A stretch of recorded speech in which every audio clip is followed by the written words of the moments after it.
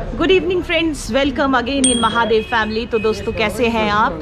बहुत दिनों के बाद मैं ये ब्लॉग बना रही हूँ। सबसे पहले तो मैं आप लोगों को सबको हैप्पी नवरात्रि बोलूँगी, क्योंकि आजकल नवरात्रि चल रही है और इन नवरात्रि के साथ साथ हमारे सुंदरनगर में सुकेत मेला भी शुरू होता है, जो कि 13 अप्रैल 2024 को शुरू होने वाला है। तो दोस्तों अभी मैं यहाँ पर शिव मंदिर के प्रांगण में खड़ी हुई हूँ, महाकाल के मंदिर के प्रांगण में खड़ी हुई हूँ। तो दोस्तों सबसे पहले तो मैं आप सभी को निमंत्रण देना चाहती हूँ, यहाँ नवरात्रि के उपलक्ष्य पे इस मंदिर में भी आए और सुकेत मेला में भी आए एंजॉय करने के लिए। तो दोस्तों एक बार फिर से मैं आप सभी को हैप्पी नवरात्रि बोलना चाहती हूँ महादेव फैमिली की तरफ से। देवता जी हमारे यहाँ प्रांगण में आए हुए हैं और 1 साल के बाद फिर से मैं उनके दर्शन कर पा रही हूँ। मैं खुशकिस्मत समझती हूँ अपने आप को। आई एम वेरी लकी कि उनके दर्शन कर पा रही हूँ मैं यहाँ पर। तो दोस्तों आपको भी मैं दर्शन करने के लिए मंदिर के अंदर ले जा रही हूँ, क्योंकि अभी मैं यहाँ पर पहुँची हूँ तो माथा टेका है, तो मैं भी दर्शन करती हूँ और आपको भी दर्शन करने के लिए लेके जाती हूँ महादेव के मंदिर में, जो कि ये हिस्टोरिकल टेम्पल है हमारे महादेव में, जो पांडवों के द्वारा बनाया गया था। ये है शिव मंदिर, हमारे भोलेनाथ का मंदिर, महाकाल का मंदिर, जो अभी मैं आपको लेके जा रही हूँ अंदर और आपको भी दर्शन करवाती हूँ। तो चलिए चलते हैं।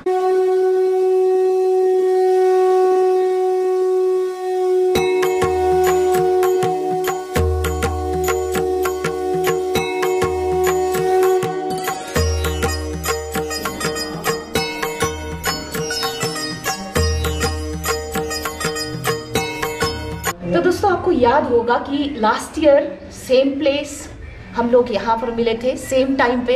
तो once again I am here in Mahadev, आपको दर्शन करवाने के लिए महासु देवता जी के।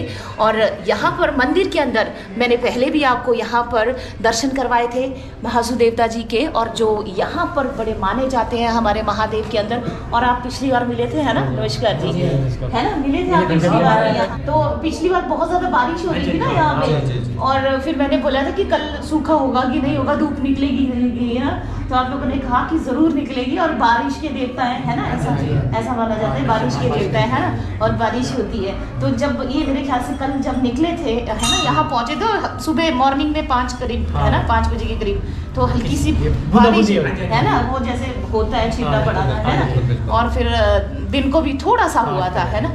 तो दोस्तों ये बारिश के देवता माने जाते हैं, और देख सकते हैं कि जैसे हमारे महादेव में आए थे तो सुबह सुबह हल्की सी बौछार हुई थी बारिश की। और इन सभी से मैं आपको फिर से मिलाना चाहती हूँ, देवलू जो यहाँ पर आए हुए हैं महासु देवता के साथ। तो आप लोगों का सबका स्वागत है जी महादेव के अंदर और सुकेत मेला के लिए, है ना। और हम तो छोटे से प्राणी हैं, यहाँ पे क्या कर सकते हैं देवता के सामने, बट हमें बहुत खुशी है कि मुझे 1 साल के बाद फिर मौका मिला आप लोगों के समक्ष आने का। और कुछ नया सा आपको लग रहा है तो कुछ बोल सकते हैं आप। रोज नया ही होता है और इस बार बहुत अच्छा है, और पहले की अपेक्षा और नया है।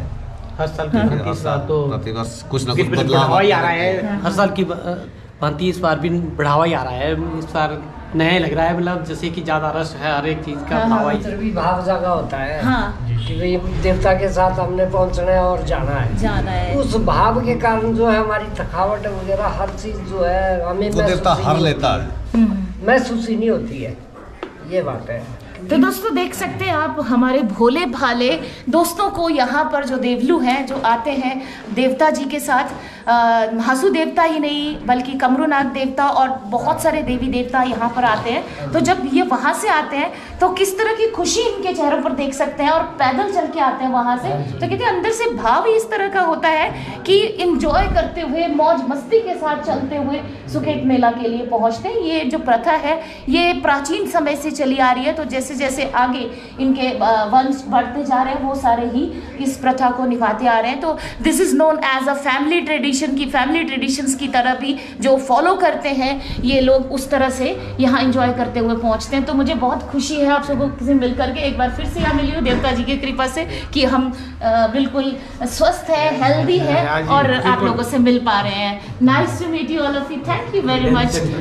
इस बार हम आपको अपने एक नए मेंबर से मिलाएंगे। जी जी, हमारे जो महासुदेव की कमेटी का जो नया चयन हुआ है उसमें जो हमारे प्रधान जी हैं जी, तो हमारे भाई तो दोस्तों जैसा कि इन्होंने बताया कि नया चेहरा इनके बीच में जो इनकी एक कमेटी होती है, नया चेहरा है, इनके प्रधान जी है।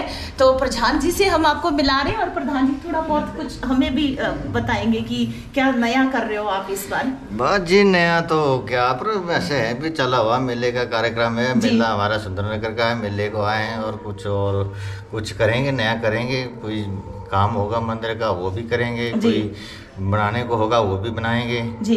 तो चला रहेगा, जो भी होगा तो करेंगे। वैसे सर आप जॉब करते होंगे या नहीं? जॉब नहीं करता मैं, अपनी बागवानी करता हूँ। अच्छा। पिछली बार तो आप नाराज थे है ना कि अभी तो हम तो मेले जाके पता लगेगा कि क्या है वहाँ की परिस्थिति और कैसे बनेगा और उठने बैठने के लिए। ऐसा जी, जितना अब करसों से देवता आते हैं, 100 ही समझो, 100 मान के आते हैं। यदि 100 किलोमीटर से देवता लोग आ रहे हैं जी, अब कंधे के ऊपर आते हैं देवता जी, तो इन लोगों को थोड़ा सा ये तो मालूम होना चाहिए कि नहीं सर की कुछ कदर हो। हाँ, इस बार मुझे लग रहा है कि आपकी जो एक्सपेक्टेशन है ना उससे ज्यादा आपको अच्छा मिलेगा, ऐसा मुझे लग रहा है। हम तो सदा खुश रहते हैं, क्योंकि इतना दुख हमें जरूर होता है कि ये प्रशासन जो है कुछ कर नहीं पाता जी, देवता के प्रति कुछ कर नहीं पाता। या नाचने वाले बुला लेते तो लाखों रुपए गवा देते जी। पर ऐसे प्राचीन देवता जब आते हैं इनके पास तो उनके ऊपर कदर नहीं करते जी।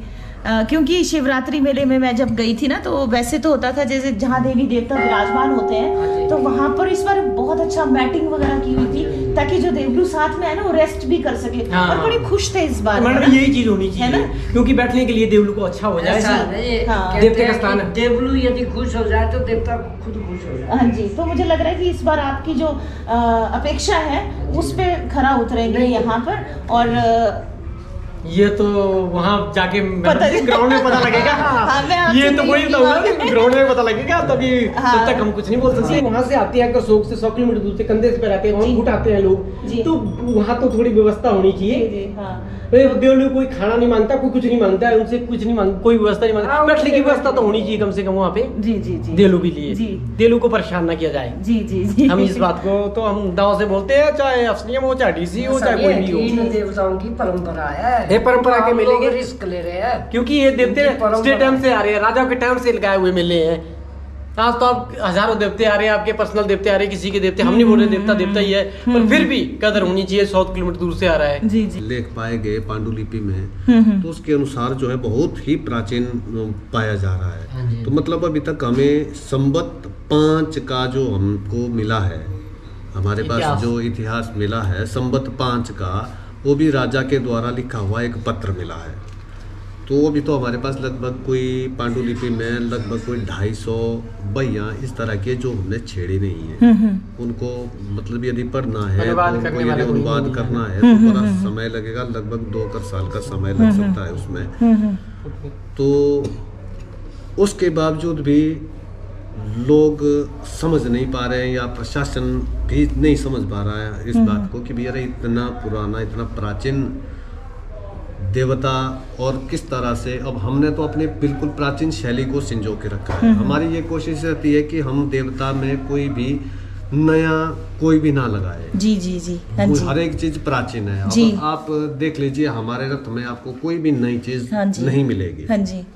हर एक चीज प्राचीन है हमारे पास, और हम इसको ही संजो करके रखें कि कोई नया करने की कोई कोशिश नहीं कर रहे हैं हम लोग। कि भी जैसे आजकल देख रहे हैं आप लोग, बहुत जगह में देखते होंगे लोग करोड़ों रुपए के ये लोगों मंदिरों में या देवता के लिए, रथ के लिए जो है करोड़ों रुपए का निर्माण कर रहे हैं। कोई सोने का लगा रहे हैं, कोई ये लगा रहे हैं, पर हम नहीं। अब क्योंकि हमारे पास जो है ये वास्तविकता है कि जो है प्राचीन है, तो हम हमारी ये कोशिश है कि हम इस प्राचीन को ही बचा के रखें, संजोए रखें, क्योंकि वो उसमें नया ना जोड़े जी।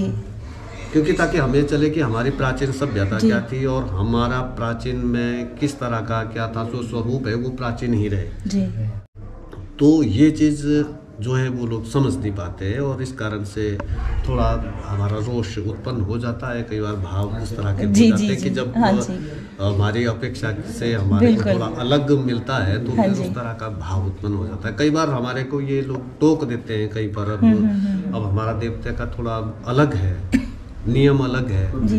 तो जो हम अब लोगों में आजकल बताए भी नहीं जा सकते, क्योंकि अब लोग तो आजकल पश्चिमी सभ्यता में इतने लीन हो चुके हैं कि भी कुछ नहीं कि भी है। लेकिन बहुत सारे लोग ऐसे भी हैं जो हमारी जो सनातन परंपरा है, सनातन सभ्यता है, उसकी ओर आकर्षित भी हो रहे हैं और अच्छा भी कर रहे हैं। तो हम लोग यही चाहते हैं कि हमारा जो है हमारे ही अनुसार चले, जो हमारी देव परंपरा है, जो प्राचीन परंपरा है। हम कोई नया परंपरा को नहीं जोड़ना चाहते कि हम उसी के साथ ही अपने देवता को चलाना चाहते हैं जो प्राचीन है, जो पहले से लेकर के हमें हमारे बुजुर्गों ने सिखाया, पहले पीढ़ी दर पीढ़ी जो करते आए हैं, हम उसी के साथ ही आगे बढ़ना चाहते हैं और वही चीज आगे लाना चाहते हैं।